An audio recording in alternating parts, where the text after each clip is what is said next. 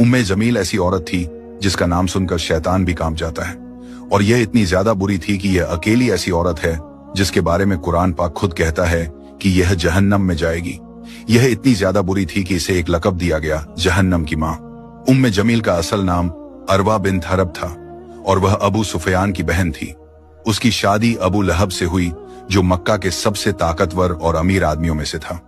दोनों अपने माल और रुतबे पर घमंड करते थे, लेकिन दिलों में हसद और नफरत भरी हुई थी, खासकर रसूल अल्लाह सल्लल्लाहु अलैहि वसल्लम के लिए। जब नबी सल्लल्लाहु अलैहि ने इस्लाम की दावत दी तो सबसे पहले अबू लहब और उम्मे जमील ने आपका मजाक उड़ाया।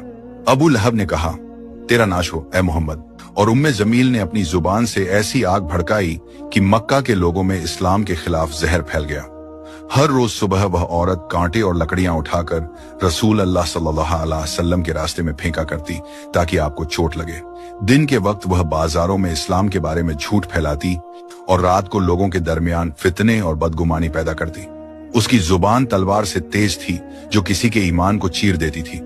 कहा जाता है कि जब भी कोई मक्का का आदमी नबी सल्लल्लाहु अलैहि वसल्लम के पास इस्लाम का पैगाम सुनने जाता, उम्मे जमील उसके घर जाकर उसकी औरत और बच्चों को गुमराह कर देती। तुम्हारे शौहर मोहम्मद के जादू में आ गए हैं। ऐसे शब्दों से वह घरों में फसाद फैलाती थी और लोगों के दिलों में शक और नफरत डालती थी। इससे ज्यादा जिल्लत का काम और क्या हो सकता है कि एक औरत अपनी पूरी जिंदगी सिर्फ नफरत फैलाने में लगा दे। जब सूरह अल-लहब नाजिल हुई और अल्लाह ताला ने उसके अंजाम का फैसला सुना दिया तो उम्मे जमील गुस्से में पत्थर उठाकर चिल्लाते हुए निकल पड़ी, मैं मोहम्मद को ढूंढ रही हूँ, उसने मेरे और मेरे शौहर की बुराई की है।